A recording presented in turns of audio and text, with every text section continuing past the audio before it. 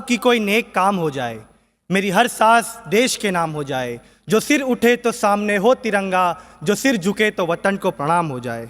नमस्कार मंचस्थ महानुभाव और यह उपस्थित नवभारत की युवा शक्ति। मैं हर्षिल भंडारी, नेहरू युवा केंद्र दमन का युवा स्वयंसेवक, आज 2 अक्टूबर को महात्मा गांधी जी एवं लाल बहादुर शास्त्री जी की जन्म जयंती पर उन्हें श्रद्धांजलि अर्पित करता हूँ। साथियों, पूरे विश्व में भारत देश सदैव से ही महापुरुषों की जन्मभूमि रही है। जब जब इस देश को आवश्यकता पड़ी है, कभी महात्मा बुद्ध ने तो कभी महावीर स्वामी ने इस भूमि पर जन्म लेकर अहिंसा का संदेश देकर पूरी मनुष्यता को कृतज्ञ किया है।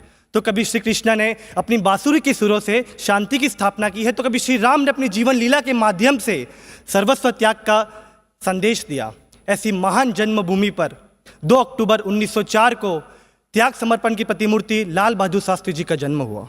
साथियों, हम सब लाल बहादुर शास्त्री जी को स्वतंत्रता संग्राम सेनानी एवं भारत के दूसरे प्रधानमंत्री के रूप में याद करते हैं, लेकिन आज मैं उनके जीवन से जुड़े कुछ ऐसे प्रसंग आपके समक्ष रखूंगा जिनसे भारत की युवा पीढ़ी प्रेरणा ले सकती है।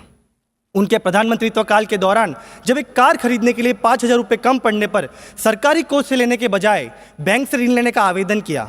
जब वह प्रक्रिया मात्र 2 घंटे में पूर्ण हो गई, उन्हें आश्चर्य हुआ। उन्होंने बैंक अधिकारी को अपने पास बुलाया और उनसे पूछा कि क्या ऋण लेने के सारे नियमों का पालन किया गया है? क्या आम जनों को भी ऋण इतनी आसानी से दे दी जाती है? साथियों, यह प्रसंग उनके विनम्रता और ईमानदारी को दर्शाता है। ऐसा एक अन्य महत्वपूर्ण किस्सा जो उनकी दूरदर्शिता और नेतृत्व क्षमता को दर्शाता है। उन्होंने जब प्रधानमंत्री के रूप में शपथ ली थी, देश भयंकर खाद्य संकट से गुजर रहा था। साथ ही में 1965 में पाकिस्तान के साथ युद्ध शुरू हो गया था और इस युद्ध ने इस संकट काल को और भीषण बना दिया था, क्योंकि देश को 2 मोर्चों पर एक साथ लड़ना पड़ रहा था। इसी संकट काल में शास्त्री जी ने पूरे देशवासियों से 2 आह्वान किए। सबसे पहले रिक्त भूमियों पर खेती करें और दूसरा यह कि सप्ताह में 1 दिन उपवास रखें। साथियों, देशवासियों ने इस आह्वान को पूर्ण रूप से अपना स्वीकार दिया। शास्त्री जी ने किसानों और सैनिकों को अपना प्रोत्साहन एवं आदर प्रयास देने के लिए जय जवान और जय किसान का नारा भी दिया, जिसने पूरे देश में एक ऊर्जा का संचार किया।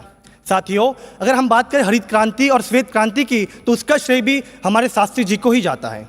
साथियों, हम बात करें नैतिकता की, या हम बात करें दूरदर्शिता की, या हम बात करें नेतृत्व क्षमता की, शास्त्री जी ने इन आदर्शों पर हर बार उच्च प्रतिमान स्थापित किया है। मैं इस मंच के जरिए आप सब युवा पीढ़ी को आह्वान करता हूं कि शास्त्री जी द्वारा प्रस्तुत इन उच्च आदर्शों को अपने जीवन में आत्मसात करें और साथ ही में देश को उत्तरोत्तर प्रगति मार्ग पर ले जाने में अपना योगदान दें।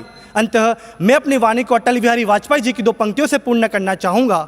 बाधाएं आती है आए, गिरे प्रलय की गोर घटाए, पाँवों के नीचे अंगारे, सिर पर यदि बरसे ज्वालाए, निज हाथों से हंसते हंसते आग लगाकर जलना होगा, कदम मिलाकर चलना होगा, कदम मिलाकर चलना होगा। जय हिंद, जय संविधान।